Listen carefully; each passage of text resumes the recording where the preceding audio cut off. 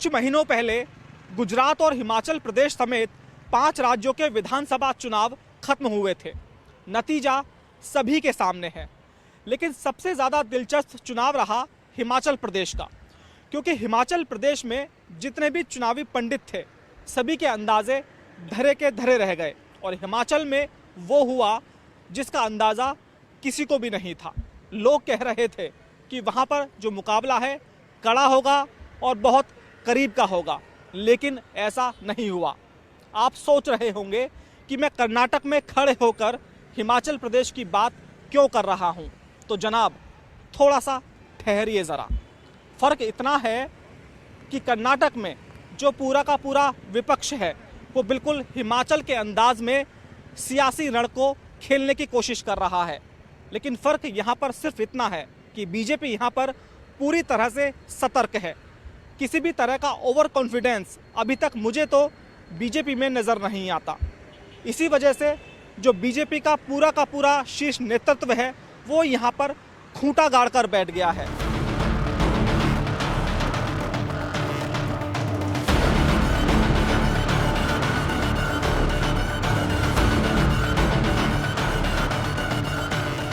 नमस्कार, मैं हूं अनुराग चड्ढा।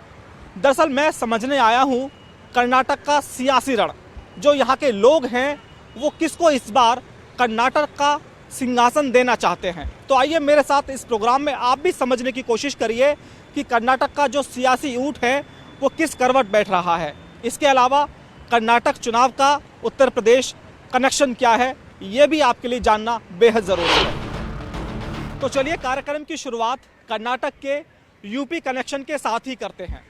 मैं पिछले काफ़ी सालों से ये देख रहा हूँ कि देश के किसी भी राज्य में चुनाव हो, लेकिन अगर प्रचार के लिए स्टार प्रचारक के तौर पर प्रधानमंत्री नरेंद्र मोदी के बाद अगर किसी नेता की डिमांड होती है तो वो हैं उत्तर प्रदेश के सीएम योगी आदित्यनाथ। कर्नाटक में भी योगी आदित्यनाथ की भारी डिमांड थी। जो यहाँ का स्थानीय नेतृत्व है बीजेपी का, वो लगातार कोशिश कर रहा था कि उत्तर प्रदेश के सीएम योगी आदित्यनाथ अगर कर्नाटक में आकर चुनावी प्रचार कर दें तो यहाँ पर बीजेपी की नैया आसानी से पार हो जाएगी। तो स्थानीय नेताओं की मांग पर योगी आदित्यनाथ ने चुनावी सभाएं करके यहाँ के चुनाव को और ज़्यादा गरमा दिया है। 25 रैलियाँ, 12 रोड शो और 33 सीटों पर प्रचार।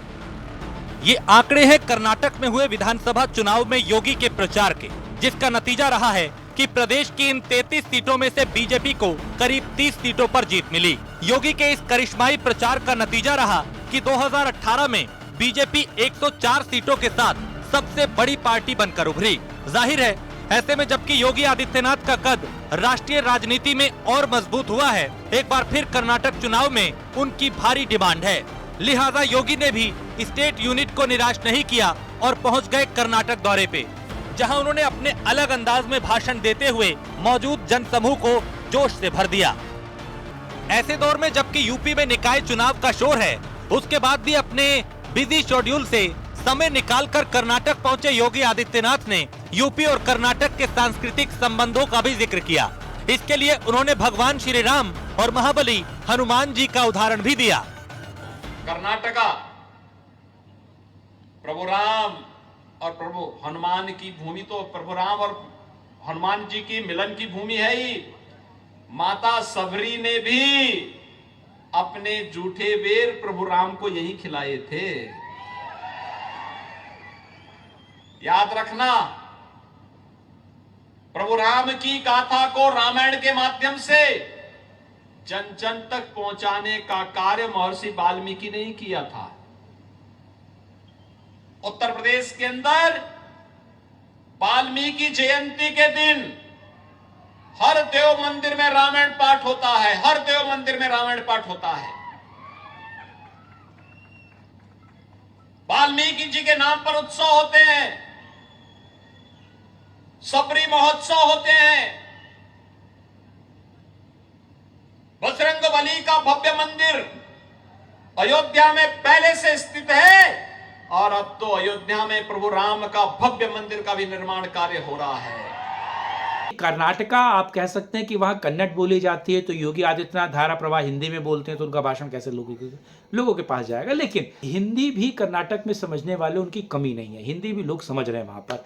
योगी जिस स्पॉन्टेनियस बिहेवियर के साथ वहाँ बात करते हैं और कानून की बात करते हैं और सीधे तौर पर राम को अपनी बात से जोड़ते हैं, हनुमान को अपनी बात से जोड़ते हैं और उत्तर प्रदेश की कानून व्यवस्था को सीधे इंपैक्ट करते, कहते कि शासन ऐसा होना चाहिए, जो भूमाफिया है उनके खिलाफ इस तरीके से कार्रवाई होनी चाहिए, जो बाहुबली है उनके खिलाफ इस तरीके से कार्रवाई होनी चाहिए, सब सलाखों के पीछे जाना चाहिए। और योगी अपने आप में एक हिंदुत्व के ब्रांड है। योगी का कर्नाटक अभियान बीते 26 अप्रैल से शुरू हो चुका है। इस दौरान योगी ने 5 जनसभाओं और रोड शो में हिस्सा लिया, जिसमें जबरदस्त भीड़ दिखाई दी। आगे भी योगी के लिए कुछ कठिन इलाके प्रचार के लिए चिन्हित किए गए हैं। उनमें मैसूर क्षेत्र में योगी की सभाएं हो चुकी हैं, जबकि दक्षिण कर्नाटक और तटीय इलाकों में योगी के रोड शो और कई सभा अभी तक प्रस्तावित हैं। दरअसल आप ये समझने की कोशिश करें, ये वो इलाके हैं जहां नाथ पंथ से जुड़े योगी मंजूनाथ के अनुयायियों की संख्या बेहद ज़्यादा है और इन इलाकों में ध्रुवीकरण की राजनीति से बीजेपी को जीत का बम्पर इनाम मिल सकता है। ऐसे में योगी आदित्यनाथ की जो हिंदूवादी छवि है, उससे बीजेपी को यहाँ पर बहुत ज्यादा फायदा मिल सकता है। साफ है, मुख्यमंत्री योगी आदित्यनाथ का डंका सिर्फ यूपी ही नहीं बल्कि दक्षिण भारत में भी बज रहा है। ज्यादा वक्त नहीं हुआ जब पूर्वोत्तर के चुनाव में नाथ पंथ से जुड़े अनुयायियों ने अपनी सियासी ताकत दिखाई थी, जिसका असर चुनावी नतीजों पर दिखने को मिला। ऐसे में अगर योगी मैजिक दक्षिण का दुर्ग भी भेद दे तो ताज्जुब नहीं होना चाहिए।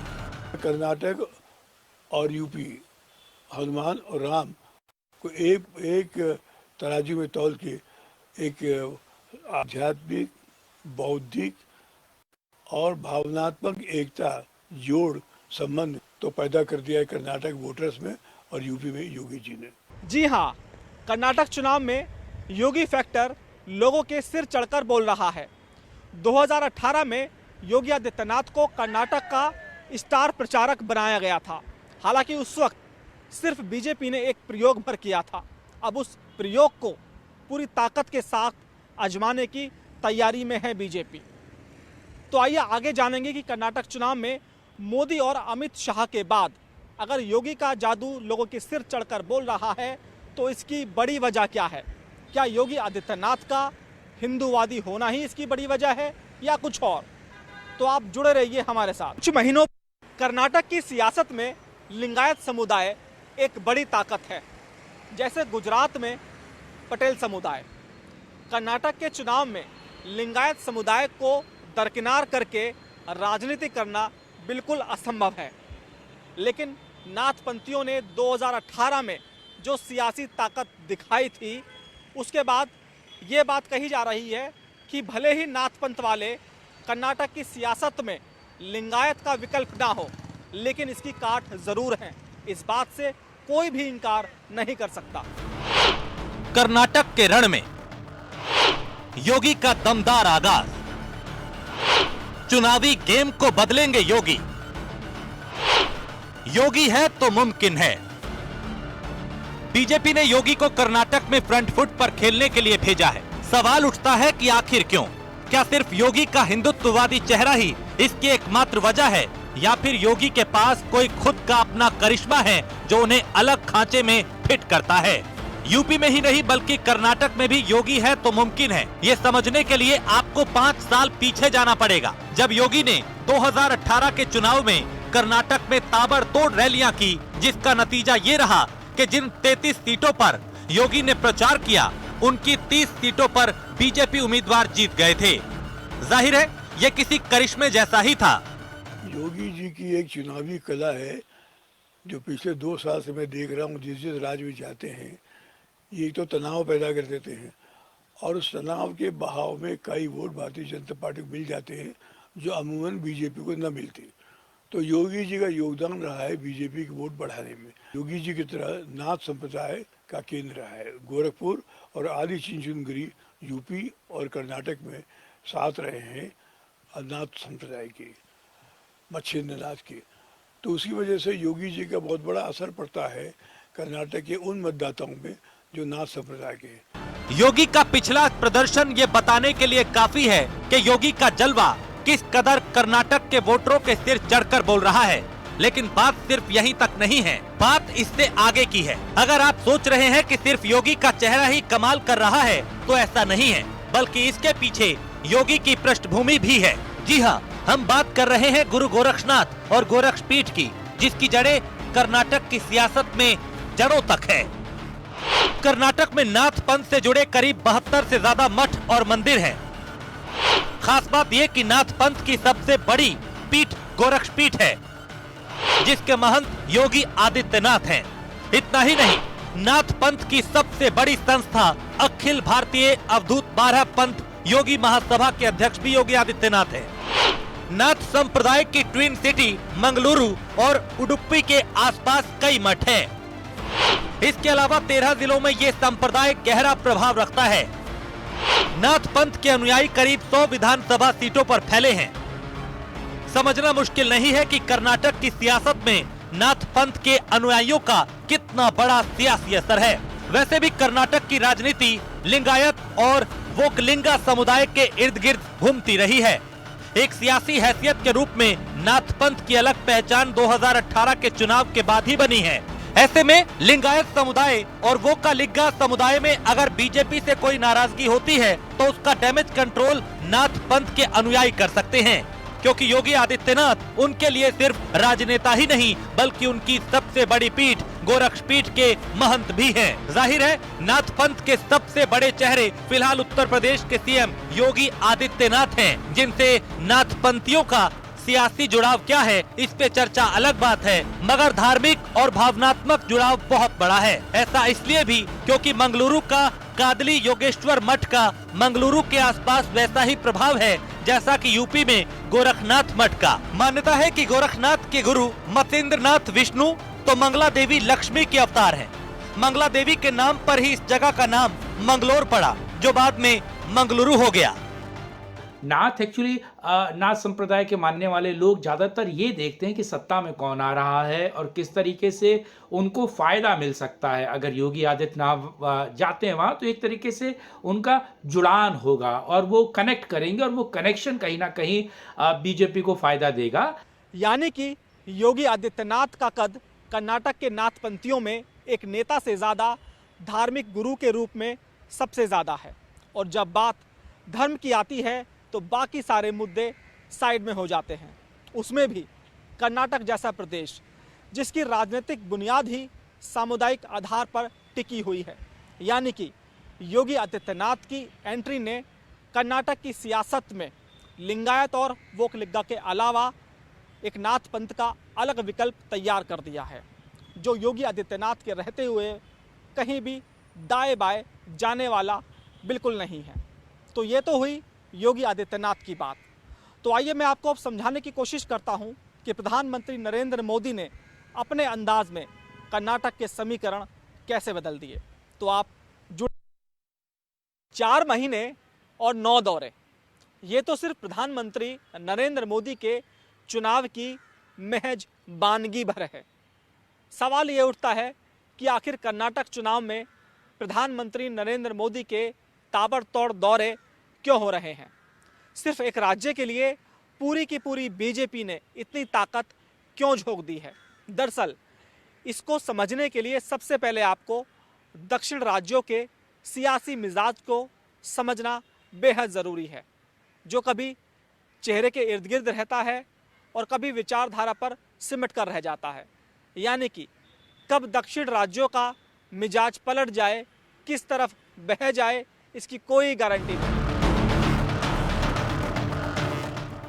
दक्षिण भारत में कर्नाटक ही एकमात्र ऐसा राज्य है जहां बीजेपी की पकड़ अपने दम पर सरकार बनाने तक की है। बीजेपी का असर वैसे तेलंगाना और आंध्र प्रदेश जैसे राज्यों में भी है, मगर उन राज्यों में बीजेपी की हैसियत अकेले दम पर आगे बढ़ने की कतई नहीं है। लिहाजा कर्नाटक में जीत इसलिए भी जरूरी है क्योंकि इससे बाकी राज्यों में गठबंधन की बार्गेनिंग में बीजेपी का पलड़ा भारी रहेगा। इस बार एक विशेषता ये रही कि लिंगायत और वोकलिंगा जो 2 वहाँ डोमिनेंट कास्ट जो प्रमुख जातियां हैं, उनमें विभाजन हो गया है। अच्छा प्रतिशत जो कांग्रेस साथ था, कांग्रेस से टूटा है, तो वकलीगा में अच्छा प्रतिशत बीजेपी में छोड़कर कांग्रेस में गया है। तो ये बात तो इस बार दिखाई दे रही है कि समूह में संप्रदाय के नाम पर वोट विभाजित होंगे। दूसरा ये रहा कि जो तीसरे जात वाले थे, न वकलीगा न लिंगायत, बल्कि ब्राह्मण, अदर बैकवर्ड, ये लोग भी इस बार काफी मुखर रूप से आ गया है। मुस्लिम आरक्षण जो था 4% ओबीसी कोटे में, उसको हटाकर 2% वोकालिंगा और लिंगायत को बांटने का काम जो अमित शाह या फिर बीजेपी ने किया, और उसके बाद भले सुप्रीम कोर्ट ने उस पर स्टे दे दिया और हाई कोर्ट में वो तमाम तरह की बातें चल रही हैं, लेकिन फिर भी एक बहुत बड़ा फैक्शन है जो कह रहा है कि हमें आरक्षण का लाभ देने वाली बीजेपी है, इसीलिए हम बीजेपी की तरफ जाएंगे। सिर्फ प्रधानमंत्री नरेंद्र मोदी ही नहीं, बल्कि गृह मंत्री अमित शाह के अलावा पार्टी के राष्ट्रीय अध्यक्ष जेपी नड्डा भी कर्नाटक चुनाव में लगातार कैंप कर रहे हैं। इसकी एक बड़ी वजह यह भी है कि कुछ दिन पहले पार्टी के पुराने वफादार नेता और पूर्व मुख्यमंत्री जगदीश शेट्टार बगावत करके कांग्रेस के खेमे में जा चुके हैं। भारतीय जनता पार्टी संकट में तो है, दुविधा में है, क्योंकि उनके मुख्यमंत्री बम्बई साहब रहे और उन्होंने कुछ ऐसे निर्णय भी किए जिससे जनता नाराज भी हुई है। तो भारतीय जनता पार्टी से कर्नाटक के आम आदमी ज़्यादा पसंद नहीं है, मतभेद उसमें है। लेकिन अब हिजाब के मसले पे जिस ढंग से सुप्रीम कोर्ट तक बात गई, कुछ हिंदू मत मुसलमानों के खिलाफ होके भारतीय जनता पार्टी के पक्ष में रहे हैं। ये ज़रूरी नहीं लगता है कि सारे हिंदू एक तरफा दे बीजेपी के लिए। कुछ प्रतिशत तो वोट कटेगा हिंदुओं का भी, जो भारतीय जनता पार्टी के विरोध में जा सकता है। जगदीश शेट्टार का चुनाव पहले पार्टी छोड़ना बीजेपी के लिए बड़ा झटका रहा, क्योंकि सूबे के प्रभावशाली लिंगायत समुदाय से आने वाले जगदीश शेट्टार अब तक सूबे की सियासत में बीजेपी के लिए एक बड़ा एसेट रहे हैं। बीएस येदियुरप्पा की बगावत के दौरान लिंगायत वोटों का संतुलन जगदीश शेट्टार ने ही साधा था। अब बीजेपी के लिए चुनौती ये भी है कि उसके पास कर्नाटक में कोई बड़ा लिंगायत चेहरा फ्रंट पर नहीं है। येदियुरप्पा बीजेपी में है, मगर उनके चेहरे के आगे बीजेपी ने वासवराज बोम्मई को आगे कर रखा है। सवाल उठता है कि फिर क्या ये फैक्टर बीजेपी के लिए नुकसान पहुंचाने वाला होगा? बीजेपी के लिए प्लस फैक्टर ये है कि बीजेपी के पास एक बेहतर मशीनरी है, यानी कि उसके फुट सोल्जर सभी काम कर रहे हैं। पार्टी संगठित है, पार्टी बेहतर काम कर रही है, फुट सोल्जर्स लगे हुए हैं, नरेंद्र मोदी का चेहरा है, योगी आदित्यनाथ का चेहरा है, अमित शाह लगातार उस पूरे चुनाव को गंभीरता के साथ ले रहे हैं। माइनस देखें तो बीजेपी के लिए सबसे बड़ा माइनस है एंटी इनकम्बेंसी। वहाँ के जो सीएम है सिद्धरमैया को लेकर लगातार बात भी चल रही थी कि सिद्धरमैया ऐसे हैं जो कांग्रेस के नेता है, लेकिन जो वर्तमान एक सीएम है वो सिद्धरमैया से पिछड़ते हुए नजर आ रहा है, क्योंकि का एक फेस है, एक लोकल बॉन्डिंग है। यही वजह है कि बीजेपी ने योगी आदित्यनाथ के जरिए नाथ पंथ समुदाय का अलग वोट बैंक तैयार करना शुरू कर दिया है, ताकि लिंगायत फैक्टर कमजोर पड़ता है तो नाथ पंथ समुदाय के साथ उस नुकसान की भरपाई की जा सके। ये अलग बात है कि रणनीति कितनी कारगर होगी, इसका पता तो 13 मई को चलेगा। फिलहाल बीजेपी की कसरत जारी है।